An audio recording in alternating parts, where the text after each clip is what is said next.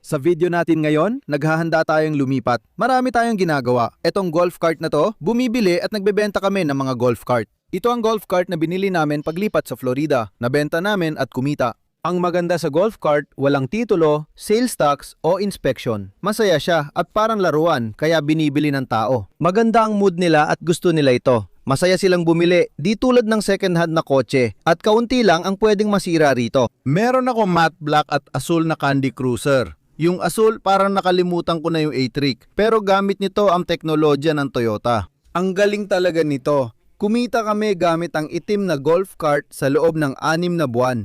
Kasama rin ang anak ko sa video na ito dahil bumili kami ng pangalawang flip namin. Bumili kami ng bangka na kailangan naming kuning na yon.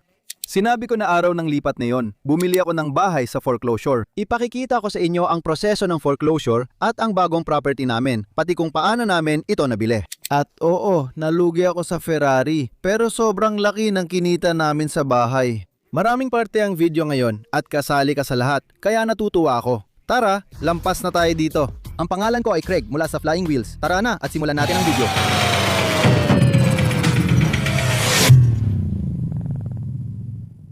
Kakabenta ko lang ng Candy Cruiser na may 6 na sakay na golf cart sa halagang $7,000. Dadali nito ngayon sa tabing dagat. Ihatid ko yan kasama ang anak kong si Logan. Nawawala ang e-bike niya kaya sigurado akong kinuha na naman niya ang akin. Ayan na siya, ang bilis. Ibalik mo dito. Hulaan mo kung sino ang opisyal na pwedeng magmaneho. Habang nagmamaneho itong si Logan, kailangan kong tumawag sa bangko dahil bumili kami ng Jeep Wrangler Rubicon 2024. Kailangan namin bayaran yon. Kailangan ko rin kunin ang cheque para sa golf cart. Kukunin namin ang bangka, dadalhin sa bago naming na foreclose na bahay, ipapakita ko sa inyo pati tubig, tapos ihatid ang golf cart sa dagat. Ang daming nangyayari sa video natin na yon. Tuloy-tuloy lang ang galaw, kaya tara, punta tayo agad sa bangko. Sa susunod na eksena, nandito tayo sa liblib na bahagi ng Florida at kinukuha natin ang bago nating laruan, ang bago nating bangka na nandito mismo. Tingnan natin kung kaya ni Logan umatras ng kotse sa trailer. Itapat mo ang bola sa trailer. Sige, kumanan ka, todo kanan. Todo kanan, diretso, ipatag. Todo kanan ulit, tapos umatras ka. Konti pa, hintay ka dyan. Papaatrasin ulit kita, ayos? Umatras ka, bilisan mo, bilisan mo, bilisan mo, bilisan mo. Nawawala na ako, umatras ka. Sige, bilisan mo, sige. Magaling. Ayos ba? Oo, umusog ka pa abante. Ayos na. Ito ang susunod nating bibilhin para sa Flip Series. Ito ay 1,900 at 84 ewan ko, Whaler o kung ano man na may 50 horsepower na Yamaha 2-stroke. Maayos ang takbo, pang-isaan lang ang upuan. Maglalagay tayo ng mahogany rutik bench at padded na upuan dito kaya magiging dalawahan na ito. Pwede 2 o 3. Pwede maglagay ng upuan, dapat may isa na dyan. Maglalagay tayo ng pad. 2 dito, isa dyan, 2 doon. Meron tayong 50 horsepower na Yamaha. Ito ang magdadala sa atin sa ilog at downtown mula sa bagong bahay. Sa susunod na eksena, ipapakita namin ito. Sige, itulak mo na. Kaliwang kaliwa. Kailangan ito ng maraming pagmamahal. Kailangan ng kaunting ayos sa katawan. Kailangan din ng pintura. Pero sa tingin ko, kapag natapos natin ito, makakagawa tayo ng magagandang video at magiging ayos din ito para sa atin. Nung sinabi kong Backwoods, Florida, seryoso ako. Dito kami pumunta para kunin ang bangka. Puro puno ng niyog, mga damuhan ng niyog at mga bakawan lang. Astig makita kung ano ang itsura ng Florida bago kami dumating at sinakop ito. Di ko sure kung nasabi ko na sa mga recent video pero bumibili at nagbebenta ako ng golf cart. Ito ang kasalukuyan naming golf cart. Ibebenta namin ang golf cart na matagal ko ng pagmamayari pero ilalagay muna natin ito sa trailer. Ang problema ay yung nabenta naming golf cart at itong isa ay nakalift. Dahil nakalift sila, hindi sila kasya sa trailer. Maliban na lang kung lulubugin ko ang mga gulong at uupo ako sa likod ng upuan para may siksik. O sige, heto na. Sabi ko sa'yo, ipapakita ko sa'yo ang likod ng eksena. Ito ang bahay namin na pag-aari ng bangko at ang kotse ni Logan na kasama sa aayusin at lilinisin namin. Tinanong ni Logan kung pwede na lang itapon ang kotse na to dahil sobrang kadiri. Sobrang kadiri talaga, pero nandito na ang basurahan kaya kailangan naming itapon lahat ng kaya naming itapon habang may pagkakataon. Baka makahanap tayo ng kayamanan. Ipakita mo sa akin kung ano ang nahanap mo dyan. Literal na buhok lang yan, isang bag ng buhok. Kaya ito ay magandang paliwanag kung ano talagang hitsura ng buong bahay. Ito mismo rito. Bawat. Puno ng mga bagay ang bawat sulok ng kotse, parang bahay, walang kabuluhan. Mga bag at kahon. Itapon mo na ang floor mat na yan. Oh!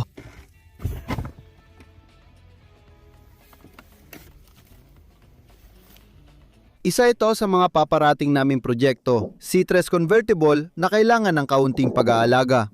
Darating din ito, makakakita kayo ng sneak preview ng iba't ibang bagay. Kailangan talaga ng pag-aalaga sa lahat ng bahagi. Ngayon, silipin natin ang loob ng bahay na pag-aari ng bangko dahil na foreclose. Logan, matagal mo na bang hindi nakikita ito? Oo, nakita ko na. Naku, andito ang pamilya ko. Hi! Ito ang una nilang impresyon. Kabado, ako sa mga una ninyong impresyon. Huwag na nating i-video ito. Tandaan ninyo? Tiniterhan ito at kailangan pang ayusin. Sige ba? Yung bahay sa tabi ng lawa ba? Hindi ito katulad ng bahay sa tabi ng lawa. Mas maganda ito kaysa sa bahay sa tabi ng lawa at magiging ibang-iba ito bago tayo lumipat. Sige ba? Papasok muna ako, susunod na lang kayo. Sandali lang, ayos na? Sige, tuloy na.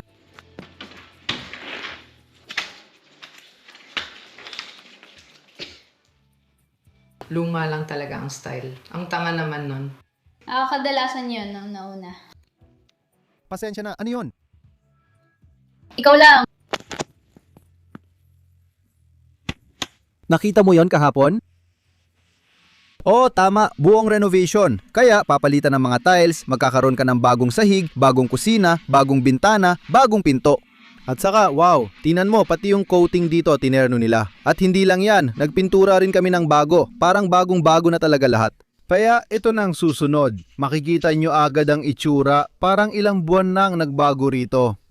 Uy, nailagay ng cement board sa banyo. Tapos na rin ang pader at ang ganda talaga. Ang layo na ng narating nyo, naiwan pa yata ang ilaw ng razor level. Nilagyan na rin nila ng palitada ang shower. Huwag mong tapakan yan. Nagbibiro lang ako, wala namang gagawa nun. Huwag mong gawin yan.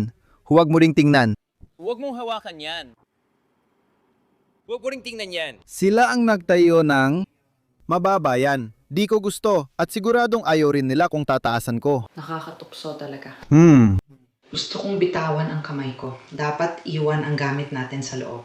Maiinis siya dahil gusto kong itaas yon. Dapat bangko, hindi hakbang. Sinabi nating bangko. Kaya namin binili ang bahay na ito kasi iniwan nilang bukas ang pinto. Ayan na, dyan mismo. Malalim ang tubig na may akses sa dagat at pantalan. May saging, mangga at akses sa tubig kami. Kaya ang kanal na ito ay diretso sa dagat na kamangha-mangha. Hindi ko pa nga naipapakita sa inyo ang video na ito. Dito na kami titira ngayon. Mas maliit ito kaysa sa bahay namin, pero mas mahal pa rin binayaran. Hindi rin siya makakapaglaro ng soccer sa likod bahay. Kaya ayun, patisay lang ito para sa paparating na video. Nalugi man ako ng 3,000 at $1,000 sa Ferrari, pero sa pagbili ko ng bahay na ito, may nag-alok agad kinabukasan ng $200,000 na mas mataas sa presyo ko. Pumasok kami na may malaking equity, pero ayaw pa ring umalis ng babae, kaya kinailangan ko pang idaan sa korte ang pagpapalis sa kanya. Wala siyang dinalang gamit, 3 buwan bago ko siya napaalis. Mahaba ang kwento at may paparating pang serye tungkol dito. Kaya kayo, nakakakuha na kayo ng preview ng lahat ng to. Patay na ang baterya nitong gamit na to, kaya gagawin ko ang lahat ng makakaya ko. Mag-ehersisyo ako ngayon. Binuhat ko na ang bangka. Kailangan ilipat at itulak ang BMW dito para magkasya. Subukan natin kung kaya. Hindi natin natulak pa atras, kaya itutulak ko na lang paabante at susubukan pa anda rin. Ibigay mo lahat ng lakas mo at tumakbo ka paabante. Sisimulan ko na. Sige, gawin mo na.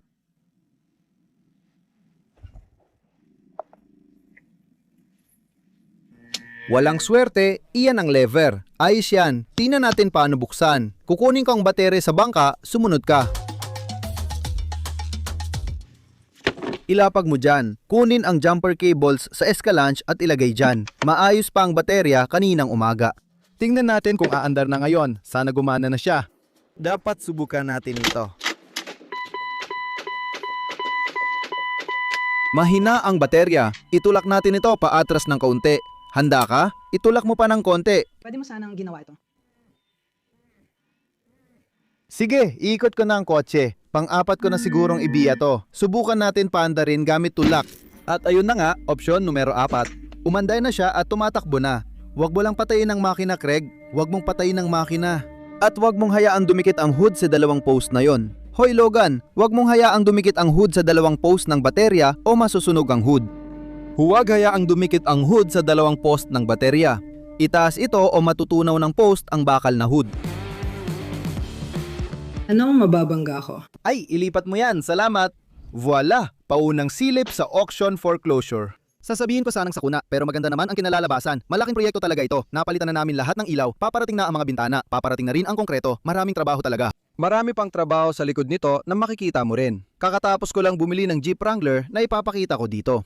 May paparating akong buong video tungkol dito sa 2024 na Jeep Wrangler. Di ako sigurado dati kung gusto ko ng 4xe, kaya nagrenta muna ako sa Toro. Sobrang nagustuhan ko pala. Sa huli, binili ko ito sa tatay ko. Ay, nabanggit ko na tuloy ang teaser ending ng next kong video. Siguro yun talaga ang punto ng video na ito. Susunod, Mustang naman ang titignan. Tandaan mo, binili ko yung VA Coyote Mustang na yon na mga $4,500. Pinag-iisipan ko kung gagawin ko ba itong drift car o aayusin natin at ibebenta. Hindi ko talaga alam. Kayo na ang magdesisyon mamaya-maya lang. Medyo nalihis tayo sa pagkakasunod-sunod. Nideposito na natin yung cheque na $46,000 para sa Ferrari. May cheque tayo rito na $7,000 para sa golf cart na nagamit natin ng 6 na buwan.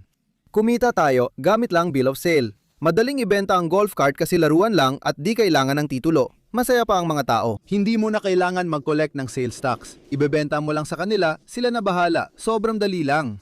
Ngayon, pupunta na tayo para i-encash ang cheque. Habang nasa kotse kayo at nanonood, marami akong natanggap na puna. Hindi ako magmumura. Ang dami kong natanggap na puna tungkol sa napakagandang buhok na ito na ipinagkaloob sa akin.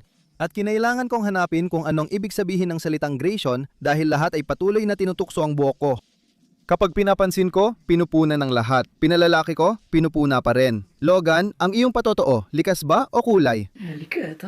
Kinainisan ako ng mga tao. Lahat ito natural baby. May uban lang ako pero natural lahat. Tingnan mo bilang ebidensya. 1 o 2 hibla lang ang meron dyan, natural ang bagsak. Naiinis ang mga tao sa akin kaya tigilan nyo na akong tukso. Gusto mo bang sabihin yan, hindi ba? Oo, iniistorbo na talaga ako. Lahat napupuna ng tao sa akin. Totoong buhok to. Hindi ako nagpa-plug o nagdieta. Totoong buhok ito. Tigilan nyo na ako, puro puna na lang. Sige, ipakita mo kung anong laman yan. Hyundai's Benjis Hundos Tax. Huwag mo munang ipakita sa publiko, itago mo muna.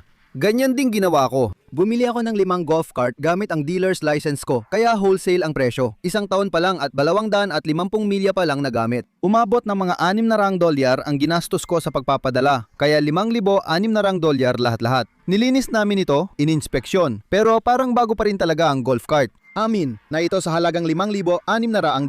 Ngayon, ikaw at ang publiko, hindi kayo makakabili ng golf cart na ganyan sa presyong yan. $10,000 ang halaga ng ganyang golf cart sa Bass Pro Shops. Sa tingin ko, mga $10,500 pa, dagdag pa ang sales tax. Nagbayad ako ng 5, pinadala ko ng $5,600. Nabenta ko ito ng 7 na may 500 milya na ang tinakbo. Kaya yung taong yon, naka-jackpot siya sa golf cart. Karapat dapat lang na kumita ako dahil kailangan ng pera para magpatakbo ng negosyo. Alam mo, abogado siya. Kung ako ang mangailangan ng serbisyo niya, sisingilin din niya ako. Kaya hindi ako nakakaramdam ng guilt sa tuwing kumikita ako. Ngayon, kinuha namin ang cheque niya mula sa bangko niya at ipinapalit namin ito. Kaya naipapalit namin ang cheque, kaya meron na kaming mga $100. Ngayon, may $100 ka na. Iuulat ko ito. Idedeposito ko ito sa aking bank account. Gusto ko lang siguraduhin na may hawak akong pera dahil hindi ako nagtitiwala sa personal na cheque ng kahit sino. Para sa akin, hindi pa tapos ang bentahan hanggat wala pa akong $100, kaya gusto ko na sa akin ang cheque at ako ang magpapalit nito. Tapos na ang bentahan, saka mo lang mahahawakan ng perang, pwede i-deposito sa bangko at i-report sa Bureau of Internal Revenue. Ngayon, may $100 na tayo. Pwede na natin gamitin ang pera sa ibang bagay, gaya ng bagong bangka. Tara, alis na tayo. Sasabihin ko sana o kaya pang ice cream. O kaya pang ice cream. Kumuha tayo ng ice cream. Mainit. Sa likod ng mga pintuang ito ay ang binili ko 2 buwan na ang nakalipas, nakatambak pa rin dahil di ko pa alam ang gagawin dito. Iyan. Ford Mustang Gran Turismo yan. Ingat sa mga daliri ng paa mo. May 6-speed manual transmission. Coyote V8 na lampas, 400 horsepower. At tanggalin ba natin ng exhaust tips dito? Oo, hindi ko pa alam kung gagawin ko itong drift car o aayusin, lilinisin at ibebenta para kumita. Hindi pa ako sigurado. Sana hindi patay ang baterya. May ilaw naman, kaya okay lang. Medyo kakaibang mga rim. Kakaibang kotse. Medyo magaspang at kadiri ito, kaya gusto ko siyang gawing race car. Sana gumana, baka gusto mong lumabas ng garahe. Handa ka na ba? Ooh. Ay naku sayang, huwag galawin ng baterya. Mag-ingat ka, baka gusto mo rin ilipat kotse ni mama. Ano? Iatras mo para sa kanya. Handa ka na? Tignan natin kung mailalabas ko ang kotse. Tumama sa Escalade. Sumunod ka sa akin. Hindi ito magiging maganda.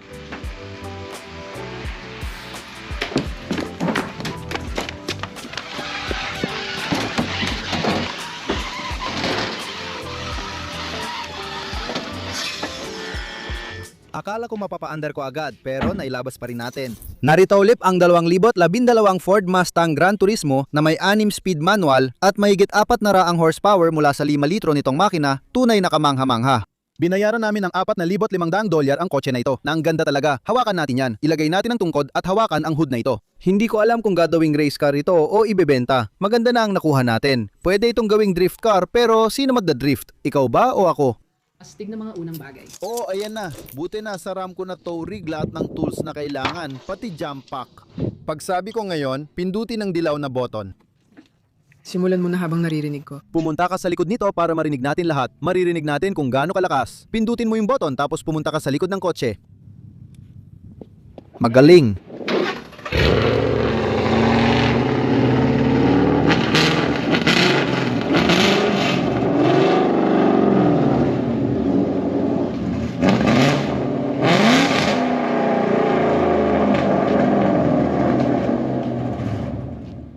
Ngayon na nabenta na ang golf cart, kailangan natin itong ilagay dito. Pero masyado itong mataas.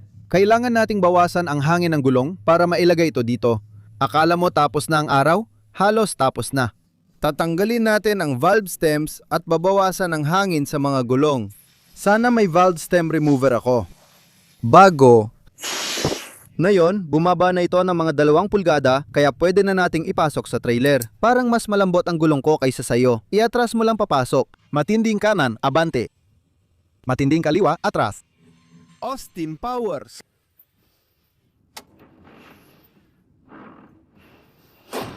Tingnan ng pandilig. Ayos ka lang. Hindi, ilaw yan. Umatras ka. Kaliwa pa. Suriin kung mababa na tayo. Pwede pa nating dagdagan ng bigat. Hello? Sandali lang. Oo, masikip yan. Kukuha ako ng kumot.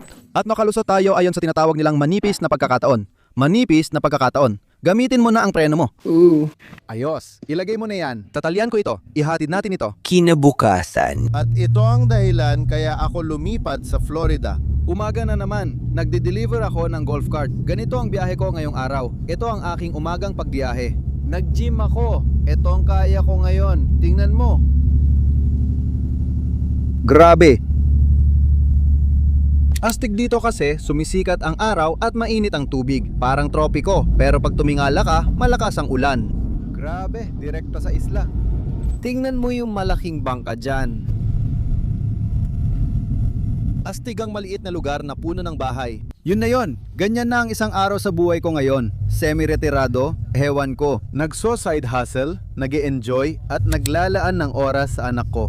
Bumibili at nagbebenta ng golf carts, bumibili at nagbebenta ng bangka, bumibili at binebenta ang mga bahay, bumibili ng mga bahay sa auction, mga foreclosed na ari-arian. May isa pa akong lote na ginagamit bilang imbakan at nabili namin sa pamamagitan ng tax lien. Binili ko ito ng mura bilang tax lien mula sa county. Dito ako namumuhay ngayon sa Florida. Kung naging edukasyonal, nakapagbigay ng impormasyon, nakakaaliw, o kahit ano pa man ang video na ito, ikatutuwa ko kung bibigyan mo ito ng thumbs up. Ipaalam mo sa akin ang iyong opinyon. Magsisimula akong magbenta ulit ng kotse dito sa Florida at kukuha ng dealer's license dahil namimiss ko na ang kita. Namimiss ko magkaroon ng pera. Yung pera sa pagre-retiro, yung fixed income, hindi kasing saya ng pagkakaroon ng totoong bungkos ng pera palagi. Salamat sa panonood. Kita-kits tayo ulit. Sabihin niya sa akin kung ano ang masasabi niyo tungkol sa video na ito sa comments.